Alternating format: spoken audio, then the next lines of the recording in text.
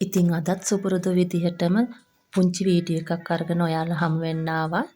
ඉතින් ලැබුවා වූ සිංහල හින්දු අලුත් අවුරුද්ද ඔයාලා හැමෝටම සුබ වෙන්න කියලා හදවතින්ම ප්‍රාර්ථනා කරනවා.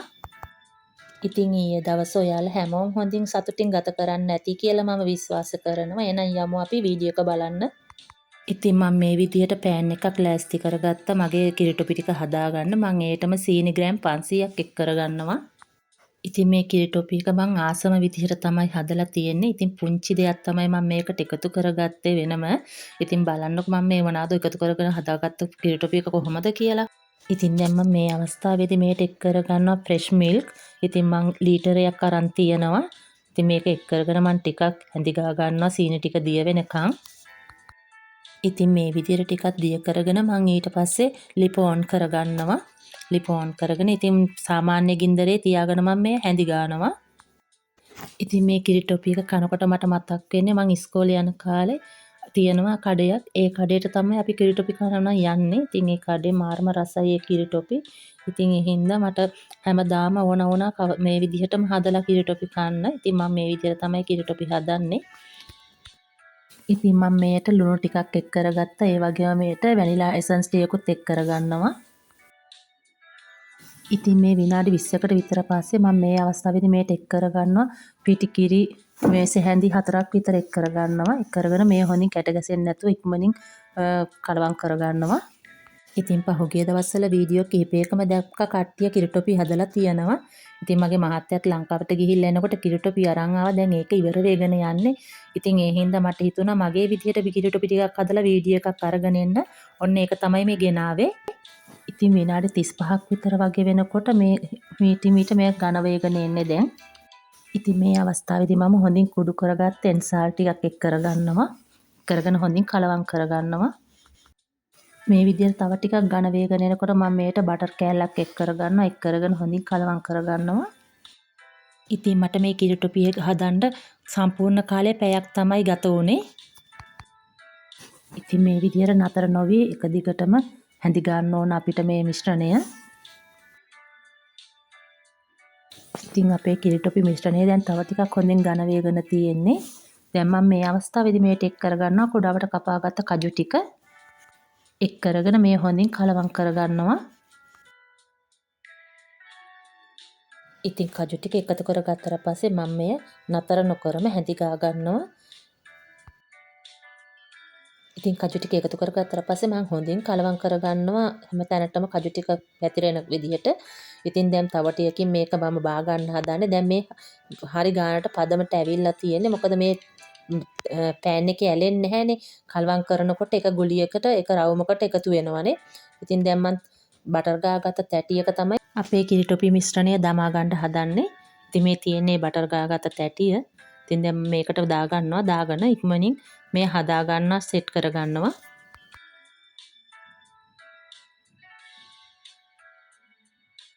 ඉතින් මේ විදිහට දමාගෙන මම සෙට් කරගන්නවා මට අවශ්‍ය ප්‍රමාණය උසට. ඉතින් දැන් මම මේක ටිකක් උසට තමයි හදාගන්නේ කෑලි ටිකක් උසට හිටින විදිහට. ඉතින් මේ විදිහට හදාගෙන සෙට් කරගෙන ඉවරලා මම මේ විදිහට සෙට් කරගෙන මට අවශ්‍ය ප්‍රමාණය උස ප්‍රමාණයට තමයි මම මේ කෑලි කපා ගන්න යන්නේ. මම අර තුනියටම නෙමෙයි ටිකක් උසට තමයි කෑලි කපා ගන්න. ඒ නිසා මම මේ විදිහට සෙට් කරගත්තා. ඊට පස්සේ මේ හැන්ද මම චුට්ටක් දෙපැත්ත බටර් තවරගෙන තමයි මේක කපා ගන්නේ. එතකොට හොඳින් ගැලවෙනවා ඇලෙන්නේ නැහැ.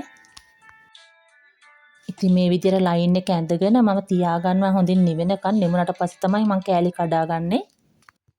ඉතින් මේ තියෙන්නේ හොඳින් නිමුණ පස්සේ කෑලි කඩාගෙන මම මේ විදිහට ලෑස්ති කරගත්තා. ඉතින් මේක මාරම රසයි. කිරිපිටි එක් කරගෙන ඔයාලත් හදලා බලන්න රස කොහොමද කියලා. ඉතින් හවස කිරිටොපි හදලා රෑ කෑමට රොටි ටිකක් හදාගන්න කියලා හිතුවා.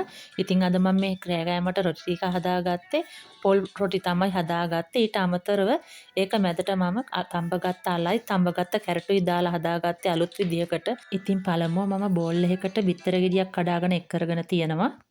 ඉතින් අවශ්‍ය පමණට මම මේකට ලුණුත් එක් කරගන්නවා.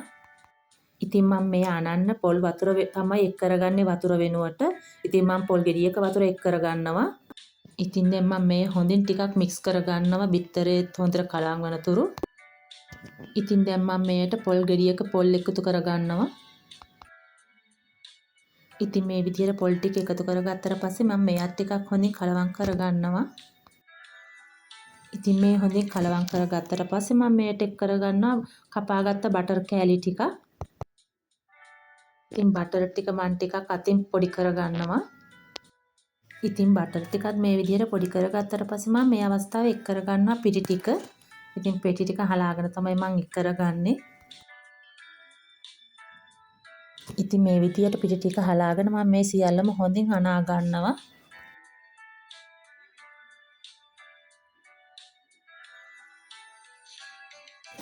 ඉතින් මේ විදිහට අනාගත්ත පිටි එක තමයි මේ තියෙන්නේ පොල් රොටි වලට.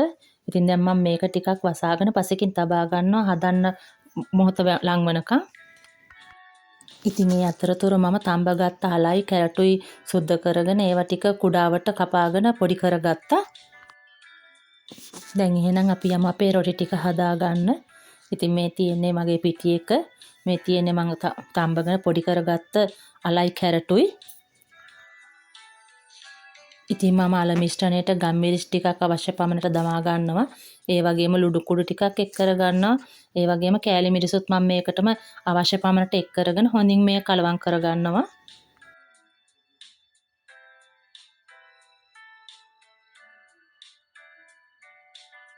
ඉතින් අවශ්‍ය කරන දේවල් සේරම එක් කරගත්තට පස්සේ මම මේ හොඳින් කලවම් වනතුරු ටිකක් අනා ගන්නවා. ඉතින් දැන් මේ හොඳින් අනාගෙන ඉවරනාට පස්සේ මම අපේ පිටි මිශ්‍රණයෙන් අවශ්‍ය ප්‍රමාණය කොටස් වෙන් කරගෙන අරගන්නවා. අරගෙන ඉවර වෙලා මේ විදිහට වීඩියෝ එකේ පෙන්වන ආකාරයට මම දිග අරගෙන ටික ඒ මැදට අපේ එළවලු මිශ්‍රණයෙන් ටිකක් තියාගෙන ඒකත් නැවතත් හොඳින් සීල් කරගෙන මම පිඟානක් උඩට පිටි ටිකක් ඉසගෙන තියනවා. ඒක උඩින් තබාගෙන මේ රොටිය හොඳින් දිග අරගන්නවා දෙපැත්තම හරවගෙන.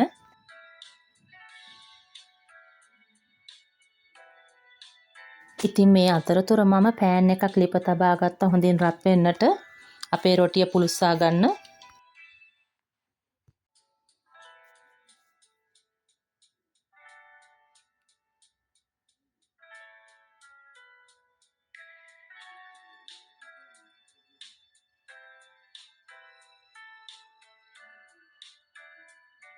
ඉතින් දැන් පෑන් එක හොඳින් රත් වෙලා තියෙන්නේ. මම බටර් ටිකක් මේට තවරගෙන අපේ රොටිය පුලුස්ස ගන්නවා දෙපැත්තම හරවමින්.